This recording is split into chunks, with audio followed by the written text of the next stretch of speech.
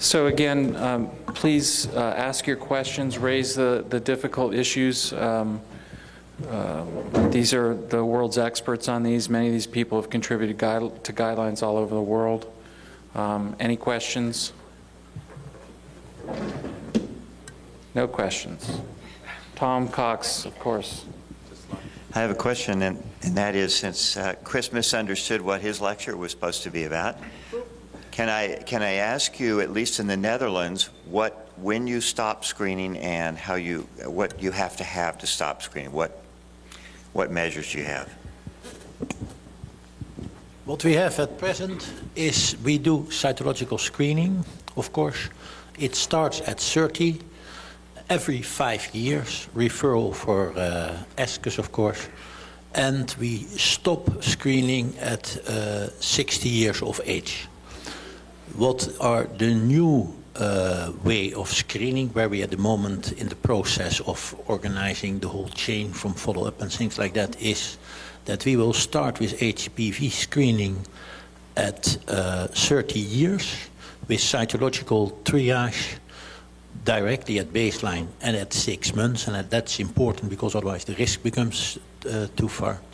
You and then you start at 30, 35, and 40, and those who are screen negative, only those, they get continued as 40, 50, and 60, and those who are HPV positive and have been triaged by cytology 2 times negative need to be followed up within 5 years, because otherwise the risk becomes too high. So it means that if you have been at 40 years and you were HPV positive, 2 times cytology negative, then you get those who are recalled in at 5 years later. So it means that we have then the protection also for the women who are at 60 HPV positive and 2 times triage negative, those who are called back at 65, so that we have the preventive measurements longer than what we had before.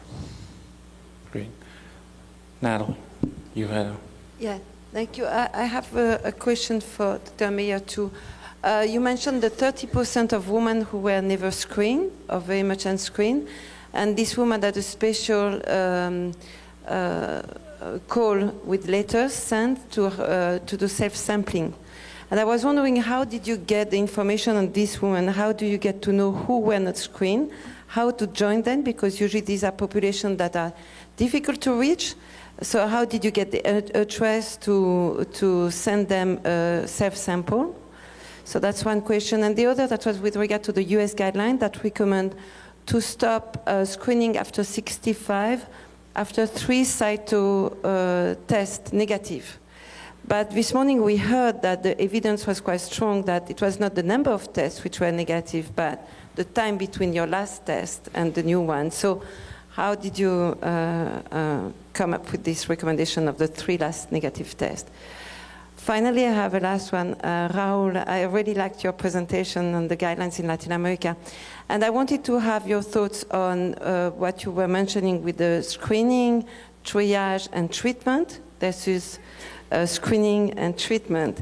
Which strategy do you have in Colombia, and what are your thoughts about the triage, intermediary triage versus treatment after screening? Thanks.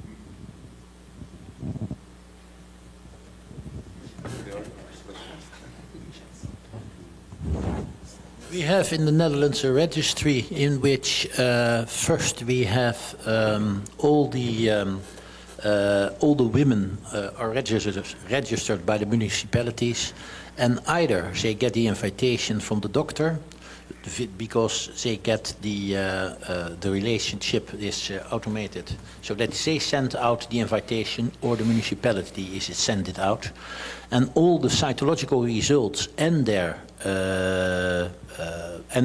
histological outcome are registered in a countrywide pathology system in which both cytology and the results of histology are there. It's called PALGA, and that gives the result back to the screening organizations, and the screening organizations either give them results to the doctor, and he calls them in. So you get, by the automatic system, if you have a follow-up for a smear, you get an invitation back. And whether this is either, for instance, if you have borderline and mild dyskaryosis, then you have a follow-up at 6 months and a follow-up at 18 months. That's fully automatically done. The second question was how we considered the same data that Dr. Colossingham described this morning, showing that it's not necessarily the number or collection of normal tests to establish low risk, but the time since the most recent. So I didn't describe the full statement as it's written, which is that adequate negative prior screening needs to be either 3 consecutive cytology, 2 consecutive negative high-risk HPV within the prior 10 years, and the most recent test occurring within the prior 5 years. That's how we considered the same point that Shalini was making earlier. I can make a comment on that because I misinterpreted my question. In the Netherlands, we have the same as what you have, 3 times negative cytology, which is, and also in, I think in England and most Western countries, 6, 12, and 24 months, a consecutive negative smear, and then you are out of the follow-up and referred to the next screening round, which is once in 5 years. The proposal is now that we do HPV co-testing at 6 months. If that's negative, then a last one at 24 months, and if those are negative, referred back to the screening program within 5 years. If you are positive on 6 months, then the whole procedure starts again if you have been treated or evaluated by colposcopy at 6 months, etc. The question was our talks about triage in the screen and treat settings. We're using VIA. We're using VIA only in access in region with low access to healthcare in Colombia. And the reason we're using VIA is because we want to solve the problem of losses in follow-up. You saw in one of my slides, I showed that some of the regions could have as much as 40% losses after a HCL diagnosis. So we would be delighted introducing KRHPV or rapid HPV testing in the settings because we're going to have more sensitivity. Because if we think at triage for these settings, we need first immediate results. So using a test that won't give us immediate results won't solve the problem. And second, we wouldn't like to compromise the sensitivity of the test with a very specific test, but a very low sensitivity, because we're going to have the same problem. So that's the question this morning. Mark Arvin was posing to the auditorium, saying that is it reasonable to treat directly those women or having a triage? But those kind of considerations should be taken into account for those kind of settings. And I would add that they need to be locally determined, that what's acceptable for one population in terms of this trade-off of sensitivity and specificity or diagnostic accuracy really is going to be population and socially determined. It's not, and I always say, you know, I can give you informed decision about any of these procedures or things, but ultimately you have to weigh those trade-offs. Do we have other questions? Oh, Tom, did you have a question? Well, I just wanted to say that guidelines are an absolute necessity, and I think it's wonderful we have them.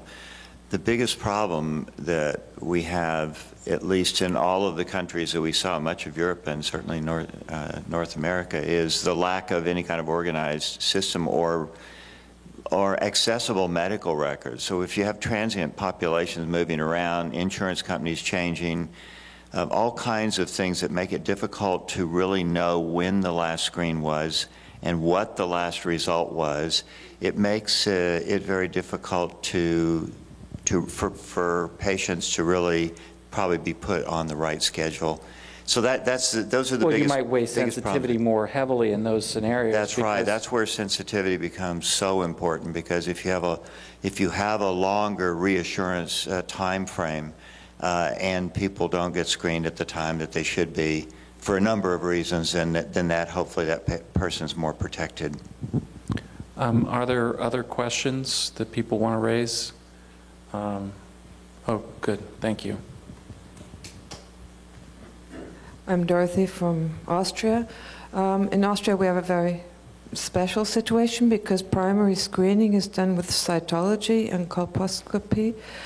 I don't think there's much experience on the reliability of such a program. I don't know if anybody has an idea. Without taking a biopsy, just primary, just by looking, not taking routine biopsies. And so the first question would be whether that could be a system that is reliable, despite it hasn't really been evaluated properly. And the second thing that I've never really understood is if we look at the Danish cohort, we see that 31 and 33 actually progress to SYN 2 and higher as rapidly as 18 does. But if we look at cancer, we see that 18 is much more frequent than 31 and 33, also now in the new Heracles trial in Europe. So is this because SYN3 for the others regresses more rapidly, or is it because 31 and 33 are more easily detected by cytology? The latter would mean actually that we would always have to include, if we don't look at 31 and 33, but only 16 and 18, we would also have to do cytology plus HPV screening in that case. So I'm not sure can I field the last one? Is that all right? It's okay if I field the last one? What we see with 18, and this is particularly true if you look historically, even back to your studies, 20 years ago, 18 is always underrepresented cross-sectionally and even over short terms, and then it catches up over time. I think it has more to do with 18, and it's sort of harder for the colposcopist to see the 18-related lesion, whether that's because it's further up in the canal. We haven't quite determined it. 18 is less likely to cause an HSIL cytology that would alert the clinician that there's something more going on than an infection. So we've seen it in 3 or 4 cohorts now where you see, 16 comes out of the gate very quickly, and then 18, and then all of a sudden it starts to creep up, and then you can start to see where 18 would contribute. I think the question of the other types, and this is a conversation that I've been having for many years, is that unless detecting the other types really differentiate you from the pool of types, then to me, you don't do full genotyping, because a double pooled positive is a pretty good proxy for persistence, type-specific persistence. So in the guidelines, in part because of this problem of disease ascertainment for 18, we never said, we were very careful, we said 16 or 16-18 detection. We didn't really sort of say 18, even though we all know that 18 is, the next most carcinogenic type. It was one of those weak points of the guideline process versus the expert opinion, knowing that 18 is the next most important type, but when you look at a lot of the data, it doesn't reveal itself. So that discrepancy was a huge struggle for how we were going to make recommendations, and so we kind of massaged it. We didn't quite say everything that we wanted to say because the data wouldn't support it, but and there was also a practical point that people had 16 tests and 16-18 tests available, so that's how we finessed it. I mean, I have my own personal opinion about doing cytology and colposcopy together, but actually maybe, Tom, you could, as a clinician, could.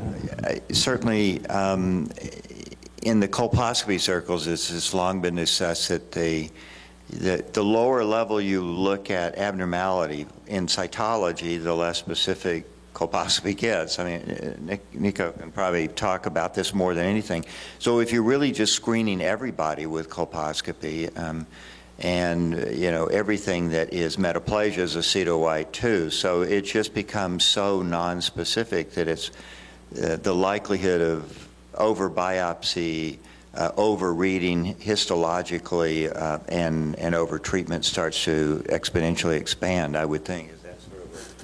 Yeah, I mean, I think what we've seen is that there's a challenge in finding the worst lesion, and that's almost independent of your background. So you'll have a 30 to 40% risk of missing kind of the worst thing. So there is definitely good evidence for taking more biopsies.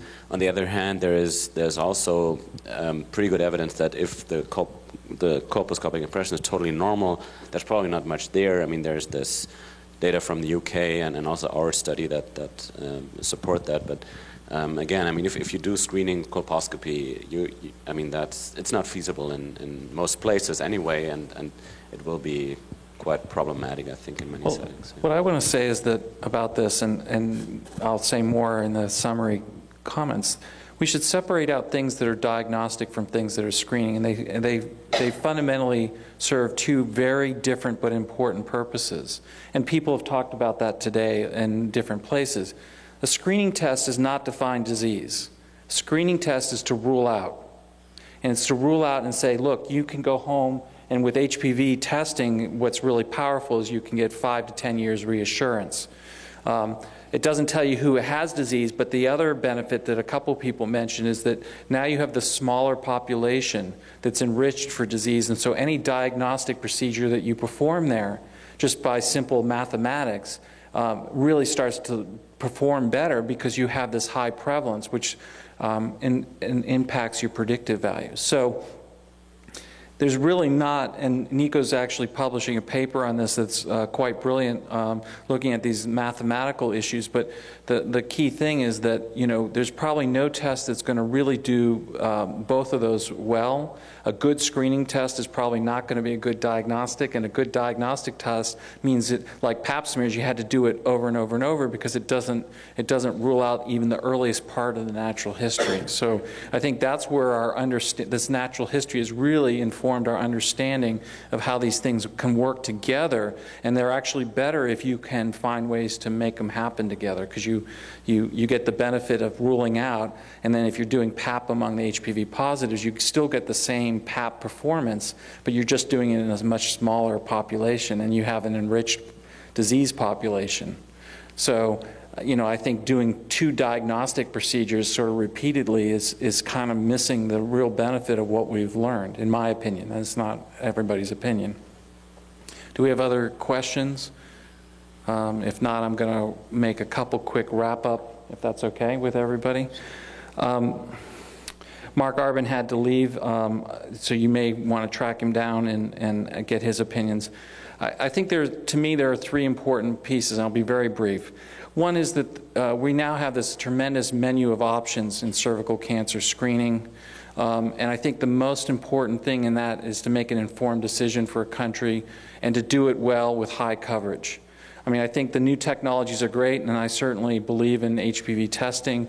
There are other considerations like cost and management and follow-up. And so really the key thing is to do it well, to make an informed decision, to understand those trade-offs in sensitivity and specificity.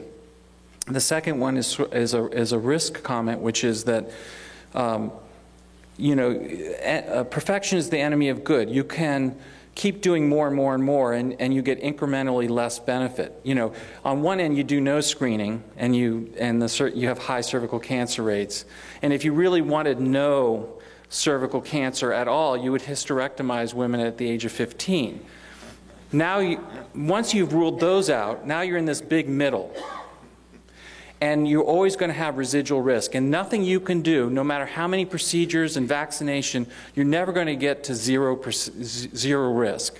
And so it's really that trade-off of cost and harms and benefits, and that's part of the informed decision making. Yes, you could keep screening to 65, 70, 75, and you'd get diminished returns for that. Yes, you could start screening at 18. You would get very little benefit for the potential harms, and of course the costs go way up. So that's really one of the key things. And then the final thing with guidelines is that for the big part of the population, we generally have very good evidence. I mean, because there have been randomized trials, there are lots of endpoints. And then you get to these edges, like, 65 or 70, and we're never going to have randomized trials. It's just not going to happen. Nobody's going to fund that. So we're, always on the end we can have the debates, should it have been 65 or 70, because it's really going to come down to modeling an expert opinion. We're never going to have enough data. Maybe over time, if we have registries, we might be able to accumulate enough, but you can see where the weaknesses in the guideline process come, because these are low-risk populations. we never have enough data to really say with 100% certainty that we've made the right choice, and it wouldn't surprise me if some of these fringe things over time switch back or we change them because more data will come to inform these decisions. But at the time in 2012, this is what we came to based on what we had available. We had to say something, and this is where we got to. And I think the main recommendations for the most of the population are backed by very strong evidence, and I think that's the take-home message in terms of the guidelines. Thank you for hanging out until 1 o'clock and enjoy your lunch.